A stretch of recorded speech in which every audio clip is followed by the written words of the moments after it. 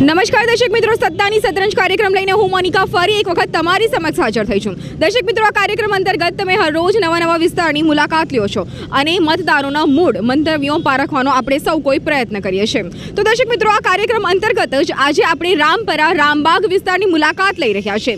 શું કહી રહ્યા છે અહીંના રહેવાસીઓ, શું છે તેમનું મંતવ્ય, આ વખતે શું ઈચ્છી રહ્યા છે, કેવો નેતા તેમને જોઈએ છે, ખાસ કરીને નોટબંધી જીએસટીની અસર પડશે કે નહીં પડશે, અને સાથે જ રાફેલ મુદ્દા વિશે તેઓ શું વિચારે છે, એર સ્ટ્રાઇકના આ વખતના ઇલેક્શન પર કેવી અસર કરશે, આ તમામ મુદ્દાઓને આવરી લઈને આજે આપણે મતદારોનો મૂડ પારખવાનો પ્રયત્ન કરીશું। શું નામ છે આપનું?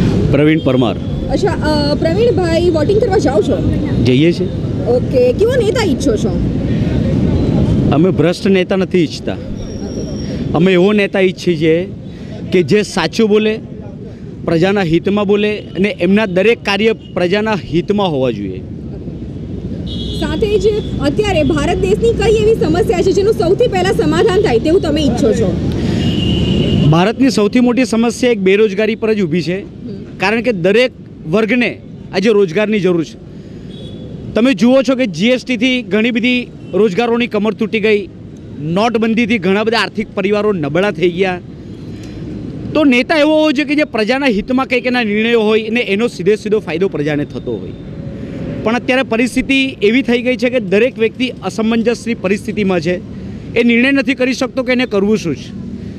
ત્યારે પ્રજા કદાચ એવું ઈચ્છશે આ વખતે કે જે 2014માં નોન પોલિટિકલ લોકોએ મોદીજીને એક સ્વાગત કર્યું હતું કે ભાઈ કંઈક નવા નેતાનું સ્વાગત થશે, ભારત વર્ષમાં કંઈક નવી ચેતના જાગૃત થશે, પણ વિપરીત પરિણામ એ આવ્યું કે બેરોજગારની નોકરીઓની નોકરી જતી રહી, નોટબંધીથી લોકોની કમર તૂટી ગઈ, રાફેલ જેવા કાંડો થયા, અને અત્યારે જ્યારે એર સ્ટ્રાઇકની વાતો થઈ ત્યારે એર સ્ટ્રાઇકમાં સીધી વાત એ છે કે જ્યારે પાકિસ્તાનને સંબોધન કરવામાં આવે છે કે પાકિસ્તાન પર તૂટે પડ્યા, પણ એ પાકિસ્તાનની સાથે કોઈ લેવા દેવા નથી। એ સીધી સમસ્યા હતી, નાની સરખી જગ્યા જે ભારત અને પાકિસ્તાન વિવાદિત જગ્યા છે, એના પર આતંકવાદી હુમલાની વાત થઈ, 300-350 વ્યક્તિને મારી નાખવાની વાતો થઈ, પણ અત્યાર સુધી એક પણ સ્પષ્ટ આંકડો આપણી સામે આવ્યો નથી। એટલે સમગ્ર પ્રજાને ગેરમાર્ગે દોરવાનું કાર્ય વર્તમાન સરકાર કરી રહી છે। અચ્છા, તો સાથે એવું પણ કહેવાય છે કે જ્યારે સૈન્ય કોઈ કાર્ય કરતી હોય તો તેના પર એક ભારતીય નાગરિક તરીકે આપણે કોઈ પ્રશ્ન ન ઉઠાવવા જોઈએ, તો આ બાબતે શું વિચારો છો? સાચી વાત છે, તદ્દન સાચી વાત છે તમારી કે જ્યારે એર સ્ટ્રાઇક, જ્યારે કોઈ ભારતીય સેનાની કાર્યવાહી થતી હોય ત્યારે પોલિટિકલ કે નોન પોલિટિકલ લોકોએ એનો લાભ નહીં ઉચકવો જોઈએ, ત્યારે એને સંપૂર્ણ સહયોગ કરવો જોઈએ। પણ એના પરિણામ વિપરીત એ થઈ રહ્યું છે કે સંપૂર્ણ રીતે દરેક કાંડ, જેવી રીતે કે રામ મંદિરનો મુદ્દો ઉચક્યો હતો, રાફેલ કાંડ ઉચકાયું હતું, નોટબંધી, જીએસટી, બેરોજગારી, આ બધી સમસ્યાઓને એક જ ધમાકામાં સાફ કરી દેવામાં આવ્યું, એ સ્પષ્ટ ભારત વર્ષમાં અત્યારે દેખાઈ રહ્યું છે। તો તમને શું લાગે છે કે આ બધા જ મુદ્દાઓની આ વખતના ઇલેક્શન પર અસર પડશે? બિલકુલ પડશે। કેવી પડશે?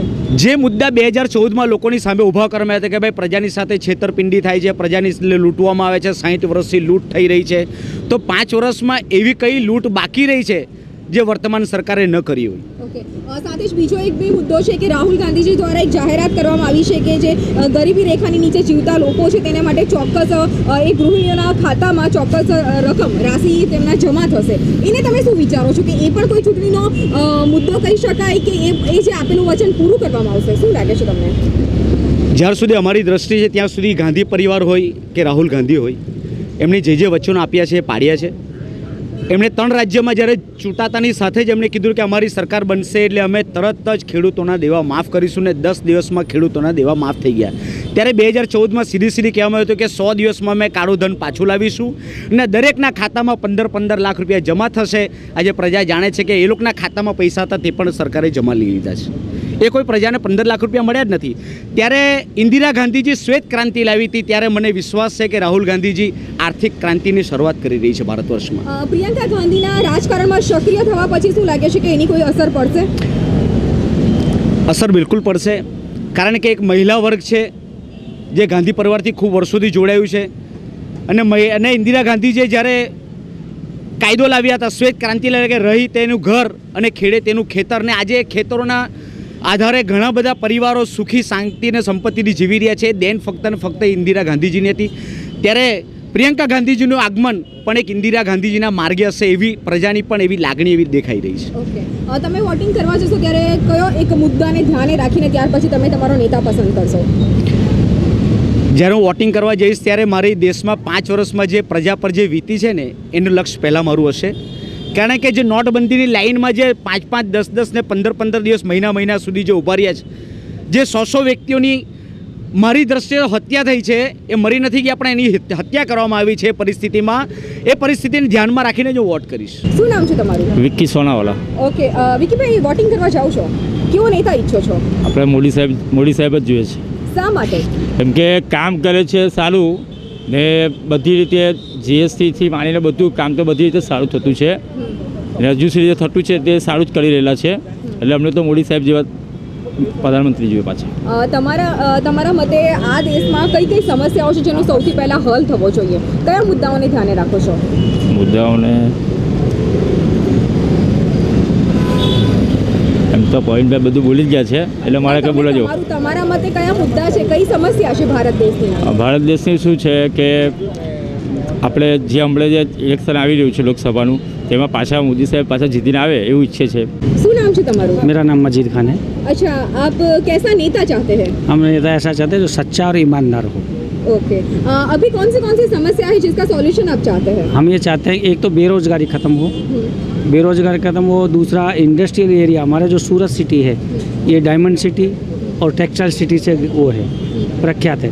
अब इसमें दोनों चीज़ों की कमर टूट गई है, ना इंडस्ट्रियल खड़ा है और अपना डायमंड सिटी खड़ा है. तो हमारी तो ऐसा है कि जो भी नेता आवे ऐसा आवे जो प्रजा के हित में काम करे, न कि जुमलेबाजी करे. ओके, और आपको क्या लगता है कि ये नोटबंदी जीएसटी के इस बार के इलेक्शन पे असर पड़ेगा? बहुत पड़ेगा, क्यों नहीं पड़ेगा. राहुल गांधी जी ने एक जो जाहिरात की है कि भाई जो गरीबी रेखा के अंदर जो जी रहे हो उनको चौक्कस गृहिणी के अकाउंट में चौक्कस धनराशि आएगी. आपको क्या लगता है कि वो वादा पूरा होगा? हाँ, वादा पूरा होगा. क्यों कि पहले कांग्रेस सरकार ने मनरेगा चलाया था. मनरेगा चलाने के बाद में सब लोग को पहले ऐसा लगता था कि मनरेगा से कोई फ़ायदा नहीं होगा, लेकिन गरीबों को मनरेगा से फ़ायदा हुआ और हमें आश्वासन है, पूरा विश्वास है कि इससे भी बहुत फ़ायदा होगा. और प्रियंका गांधी जो पॉलिटिक्स में अभी एक्टिव हुए हैं उनके बारे में क्या सोचते हैं? वो एक्टिव हैं तो उससे पार्टी को बहुत ताकत मिलेगी. एक युवा नेता हैं और महिला नेता हैं, उनसे युवा वर्ग के लिए भी, महिलाओं के लिए भी, महिलाओं के जो सुरक्षा के लिए आवाज़ उठाएंगी, संसद में जाएंगी, चुटाएंगी और वो पार्टी के लिए भी मजबूती करेंगी. इसमें कोई के बारे में क्या सोचते हैं? एयर स्ट्राइक अपने जो फोर्स करती हैं वो अच्छी बात है, लेकिन उसका राजनीतिकरण होता है वो दुर्भाग्य है. उसका दुर्भाग्य ये है कि उसको एक पॉलिटिक्स में ले लेते हैं. हमारे जवानों का मनोबल टूटता है, उससे हम दुखी हैं. उसको पॉलिटिक्स में नहीं लेना चाहिए. ओके, तो इस बार क्या चाहते हैं आप? जब भी वोटिंग करने जाएंगे कैसा नेता पसंद करेंगे? हम ऐसा नेता पसंद करेंगे जो जनता के हित के लिए करे और बेरोजगारी को खत्म करे और जुमलेबाजी नहीं करे. बस. શું નામ છે તમારું? કરશન માળી. ઓકે, વોટિંગ કરવા જાઓ છો? હા. કેવો નેતા ઈચ્છો છો? દેશમાં હિતમાં કામ કરે તેવો નેતા. કયા કયા મુદ્દાઓને ધ્યાન આપો છો? બસ દેશમાં રોજગારી પેદા કરે, પછી વિકાસ કરે, યુવાનોને રોજગારી આપે, સેના મજબૂત કરે, સુરક્ષિત દેશ આપણો સુરક્ષિત છે, વિશ્વમાં આપણું નામ મોટું થાય આખા દેશનું, એવું ઈચ્છીએ આપણે. ઓકે, તમને ખ્યાલ છે કે રાહુલ ગાંધીજી દ્વારા થોડા દિવસ પહેલાં એક જાહેરાત કરવામાં આવી હતી કે ગૃહિણીઓ જે ગરીબી રેખાની અંદર જે જીવે છે તે ગૃહિણીઓના ખાતામાં ચોક્કસ ધનરાશિ જમા થશે. તમને શું લાગે છે કે આ ફક્ત ચૂંટણી પૂરતું છે કે આ વાયદો તેઓ પૂરો કરશે? એ તો બધા ચૂંટણી મુદ્દા જ હોય રાજકારણીઓના. ઓકે, અને પ્રિયંકા ગાંધી જે રાજકારણમાં સક્રિય થાય છે તેનાથી અસર પડશે ઇલેક્શન પર? ના, એવું કોઈ અસર નહીં થાય. ઓકે, એર સ્ટ્રાઇક વિશે શું વિચારો છો? એના પર કોઈ શંકા કરવી જ નહીં, કોઈ પ્રશ્ન ઉઠાવવો જ નહીં જોઈએ. આપણો દેશનું ગૌરવ છે, સેનાએ તેના થકી દેશ સુરક્ષિત છે, એના ઉપર કોઈ પ્રશ્ન કોઈ ઉઠાવવો જ નહીં જોઈએ. આ વખતે જ્યારે વોટિંગ કરવા જશો ત્યારે કયા મુદ્દાને ધ્યાને રાખ્યા પછી જ મત આપશો? બસ દેશના વિકાસના મુદ્દા ઉપર. શું નામ છે તમારું? નિલેશભાઈ. અચ્છા, નિલેશભાઈ, કેવો નેતા ઈચ્છો છો? નરેન્દ્ર મોદી જેવો. શા માટે? એ સૌથી સારા છે. કયા કામોને સૌથી વધારે મહત્વ આપો છો તમે એક આમ નાગરિક? ભ્રષ્ટાચાર. ભ્રષ્ટાચાર. અચ્છા, ભ્રષ્ટાચાર માટે શું વિચારો છો તમે? ભ્રષ્ટાચાર માટે કે દેશનો વિકાસ થાય, ભ્રષ્ટાચાર નહીં થાય તો દેશનો સૌથી સારામાં સારો વિકાસ થાય. ઓકે, એર સ્ટ્રાઇક આ વખતના ઇલેક્શન પર અસર કરશે? 100%. કેવી અસર કરશે? શું લાગે છે એનાથી શું અસર પડશે? 300 ની 350 સીટ આવશે. ઓકે, અને ત્યાર પછી નોટબંધી અને જીએસટીની કેવી અસર પડશે? પતી ગયું, બધી જીએસટી અને નોટબંધી કહેવાનું પતી ગયું. ઓકે આ જે રાહુલ ગાંધીજીની એક યોજના છે કે જેમાં ગરીબી રેખાની અંદર જીવતી 72,000 વાળી હા ફેકોલોજી છે.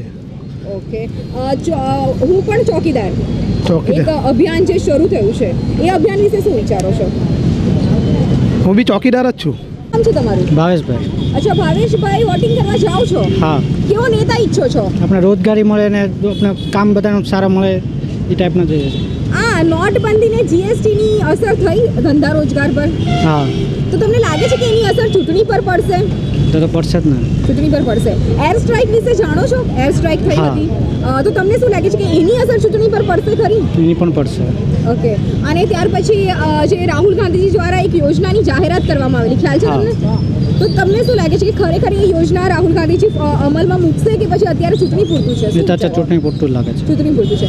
પ્રિયંકા ગાંધી જે રીતે ઇલેક્શનમાં સક્રિય થયા છે તે બાબતે શું વિચારો છો? કોઈ આઈડિયા નથી. ઓકે. જ્યારે પોતાનો નેતા પસંદ કરવા જશો, મત આપવા જશો, ત્યારે શું જોઈને પછી ઉમેદવારને મત આપશો તમે? તો આપણું કામ થતું હશે એ હિસાબના જે નેતા હશે એની પર આપણે જોશું. ઓકે. અત્યારનો કયો એવો મુદ્દો છે કે જે સૌથી પહેલાં સોલ્વ થાય એવું તમે ઈચ્છો?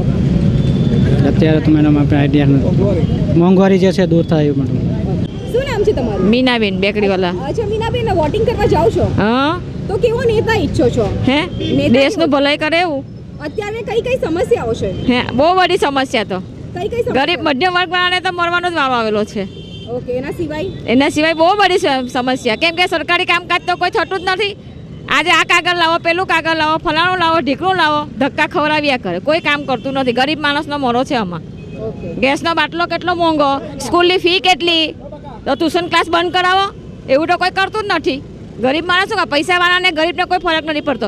પડે છે મધ્યમ વર્ગવાળાને ફરક પડે છે. તેનો નિકાલ તો કોઈ લાવતું જ નથી. બધા વોટિંગ આપો, વોટિંગ આપો, વોટિંગ આપીને કરવાના હું? જેનું જે કરવાનું છે એ તો કરો. વિકાસ થાય તો વિકાસમાં પુલનો વિકાસ થયો, બીજું બધું તો મોંઘવારી વધારી દીધી. વિકાસ થયો, નરેન્દ્ર મોદીએ કર્યું તો સારું જ છે, આપણે એવું નથી કહેતા, પણ જે કરવાનું છે એ તો કરો. સ્કૂલની ફી 50,000 પગાર હોય તો સ્કૂલની ફી કેવી રીતના ભરે? ટ્યુશન ક્લાસ ફરજિયાત થઈ ગયું, તો તમે સ્કૂલમાં ફી લેવ તો ટ્યુશન ક્લાસ બંધ કરાવો. ગરીબ માણસ શું કરવાનું? એવું તો કોઈ વિચારતું નથી. તો તમે જ્યારે ગેસનો બાટલો 1000 રૂપિયાનો તો શું કરે માણસ? કરે હું? સબસિડી તો કંઈ જમા થતી નથી ખાતામાં. આપણે નથી કે નો ડાઉન મોદી કરે જ છે, પણ જે કરવાનું છે એ બી કરવાનું ને એની હાથે. વિકાસ તો થાય જ છે દેશનો, આપણે એવું નથી કહેતા, પણ જે કરવાનું છે એ તો કરવું પડે ને. એક ગૃહિણી તરીકે તમે શું વિચારો છો કે કઈ સમસ્યાનું સૌથી પહેલા સમાધાન થવું જોઈએ? જે ગરીબ માણસને છે સમસ્યા, ગેસના બાટલાની છે, સ્કૂલની ફી છે, એ બધું કરો. દવાખાનું કેટલા મોંઘા છે, 5,000 10,000 તો ફી ભરો, ત્યાં તો માણસ મળી જાય તો કંઈ નહીં. તે દવાખાનાની ફી તો આ દવાખાનાની સ્કૂલની ફી જ મોંઘી છે, મારી નાખે માણસને, ગરીબ માણસને. બીજું તો શું કરે? તો તમે જ્યારે મત આપવા જશો ત્યારે તમે પોતે શું વિચારીને ત્યાર પછી મત આપો? હવે એ તો કોને આપવાનું તો મારે નક્કી કરવાનું છે ને, એ હું કામ તમને હું જણાવું? કોને આપો એમ નથી પૂછતા, તો? પણ શું કયા ગુણો જોઈને ત્યાર પછી તમે મત આપશો? અમારું કામ થાય તો કરવાનો, આપવાનો મત, નહીં તો નહીં આપવાનો. તમારું દિનેશભાઈ બારોટ. શું કરો છો? હું બેરોજગારી છું અને હું પ્રોગ્રામ કરું છું મ્યુઝિકલ પાર્ટી, મારા ઓર્કેસ્ટ્રામાં લાઈનમાં વગાડવા જાઉં છું. એની પર મારો ધંધો પાણી ચાલે, બહાર શાકભાજી વેચે છે. અચ્છા એવું છે. તો કેવો નેતા ઈચ્છો છો તમે? નેતા તો હવે અમારે તો પહેલેથી કોંગ્રેસમાં જ અમે વોટિંગ આપતા હતા. હા, પણ એમને એટલે કયા અમને કોંગ્રેસ કે ભાજપ નથી જાણવું, પરંતુ નેતાના કયા ગુણો તમને ગમે છે, કયા શું પસંદ કરશો? રાહુલજી હતા પહેલાં, એમને બહુ સરસ કામ પણ કર્યું છે ખેડા. ઓકે. તમારા વિસ્તારની કોઈ સમસ્યા છે કે જેનું જલ્દી પહેલા સમાધાન થાય એવું તમે ઈચ્છો છો? સમાધાન તો હવે તો ઉપરવાળાની માલિકની કૃપાથી એમ તો અમારે કોંગ્રેસ પર જ અમારે. શું નામ છે તમારું? મારું નામ લાલાભાઈ સુખાભાઈ રાઠોડ છે. શું કરો છો? છૂટક મજૂરી કરું કરિયાણામાં. હા. એટલે અમને અહીંથી તોડીને આવાસ આપ્યા છે. અઠવાડિયાથી પાણીની એટલી તકલીફ પડે કે રોજ ઝઘડો થાય છે. અચ્છા, તો તમે શું ઈચ્છો છો? બીજી કઈ કઈ સમસ્યા છે તમારા વિસ્તારમાં? હવે ત્યાં આગળ કોઈ સમજ્યા જ નથી. ગતેરી બી ઉભરાય તો બી કમ્પ્લેન કરે તો બી કોઈ આવતું નથી. અચ્છા, ને લાઇટ બી ઘડી ઘડી કપાઈ છે. તો તમે શું ઈચ્છો છો કે કેવો નેતા જોઈએ તમને? કોંગ્રેસ જેવો નેતા કોઈ નહીં જોઈએ અમે લોકો. અચ્છા, કોંગ્રેસે જ સારું ઉઠું કે ગમે તે સમસ્યા ઉઠી, આ મોદી સરકાર આવ્યો અમને એટલા દૂર ફેંકી દીધા, આવવા જવાની એટલી તકલીફ પડે. અચ્છા, તો હવે જ્યારે મત આપવા જશો ત્યારે કેવો નેતા પસંદ કરશો? એ નેતા તો સારો નેતા પસંદ કરજે, અમારી સમસ્યા હલ કરે એવો. તમને ખ્યાલ છે તમારા વિસ્તારના કોર્પોરેટર કોણ છે? અમારા વિસ્તારના કોર્પોરેટર તો અત્યારે સુસ્મિતા બેનુટા, પણ એની પાસે બી જાય તો કોઈ ફરિયાદ સાંભળવા માંગતા તમને નથી. ખબર છે તમારા વિસ્તારના સાંસદ કોણ છે? એ ખબર નથી. અચ્છા શા માટે નથી ખબર? તમારા વિસ્તારની મુલાકાત લીધી છે તેમણે કે નથી લીધી? અરે કોઈ આવતું જ નથી, કાથી મુલાકાત લઈ, કોઈ જોવા બી નથી આવતું. ઓકે, શું નામ છે તમારું? મંજુલાબેન. અચ્છા મંજુલાબેન, શું કરો છો તમે? હું રિટાયર્ડ નિવૃત્ત સરકારી કર્મચારી. અચ્છા ઓકે, તો વોટિંગ કરવા જાઓ છો તમે? જામ છે ને. કેવો નેતા પસંદ કરો? અમે સારો દેશનો વિકાસ થાય, ભ્રષ્ટાચાર નાબૂદ થાય, બહેનોના ઉત્કર્ષ માટે કે માંદગીમાં કે આ મહાઅમૃતમ કાર્ડ, જનધન યોજના, એ બધી જે મોદી સરકારે યોજના બનાવી છે તો બહેનો એનો વધારે જે લાભ આપે છે તેવા નેતા પસંદ કરશું. અચ્છા, તમને લાગે છે અત્યારની સૌથી વધારે સમસ્યા કઈ છે? ગૃહિણી ધારો કે એક મહિલા તરીકે તમારા માટે કઈ સમસ્યા સૌથી મોટી છે? હવે અત્યારે તો સમસ્યામાં તો કંઈ ગૃહિણી માટે તો આ ગેસ સિલિન્ડર હોય ધારો કે, અથવા તો મહાઅમૃતમ કાર્ડ કોઈ માંદગી હોય તો બહેનો માટેનો કાર્ડ હોય તો એ લોકો જઈ શકે ને એ લોકોની માંદગીનું નિવારણ કરી શકે. અચ્છા, એટલે તમારા મતે જે બધી યોજનાઓ છે તેના થકી અત્યારે મહિલાઓને કોઈ સમસ્યા લાગતી નથી મને મારા હિસાબે. ઓકે, તમને ખ્યાલ છે ખરું કે નોટબંધી અને જીએસટીની કેવી અસર પડી છે? સારી અસર પડે છે. અચ્છા, આ વખતના ઇલેક્શન પર તેની અસર પડશે ખરી? એટલે સારી અસર પડશે એમ. ઓકે, સાથે જ એર સ્ટ્રાઇક વિશે જાણો છો તમે? હા, થોડું થોડું. ઓકે, તો તમને લાગે છે કે એની કોઈ અસર પડશે? ના, એની તો કંઈ નહીં પડે. અચ્છા, ઘણી જગ્યાએ મુલાકાત દરમિયાન એક પ્રશ્ન ઊભો થતો હતો મોંઘવારીનો. તમને લાગે છે કે મોંઘવારી વધી ગઈ છે? છે તો ખરી એમ, થોડી ઘણી. અચ્છા, તો તેની કોઈક નેગેટિવ અસર પડી શકે ખરી ઇલેક્શન પર? હવે ગરીબ વર્ગને પડે થોડા, એકદમ ગરીબ હોય પેલા કેવા બોલી ગયા તો પડે તો ખરી ને થોડી ઘણી. તો તમે શું ઈચ્છો છો કે તમે જ્યારે વોટિંગ કરવા જશો ત્યારે કેવો નેતા પસંદ કરશો? કીધું તો ખરો તમને કે દેશનો વિકાસ થાય છે, ભ્રષ્ટાચાર નાબૂદ થાય છે, બહેનોની બધી જે યોજના છે એમાં જે મોદી સરકારે જે કામ કર્યું છે તો અમે તેવા નેતાને જ પસંદ કરીશું. શું નામ છે તમારું? પ્રકાશભાઈ બોરસે. શું કરો છો? હેર કટની દુકાન છે, હેર સેલૂન. ઓકે, વોટિંગ કરવા જાઓ છો? જાય. કેવો નેતા પસંદ કરશો? કેવો નેતા પસંદ કરશો એમ? નરેન્દ્ર મોદી જેવો. શા માટે? કેમ કે એમને ઘણા સારા કામ કરેલા છે. કયા કામોને બિરદાવો છો?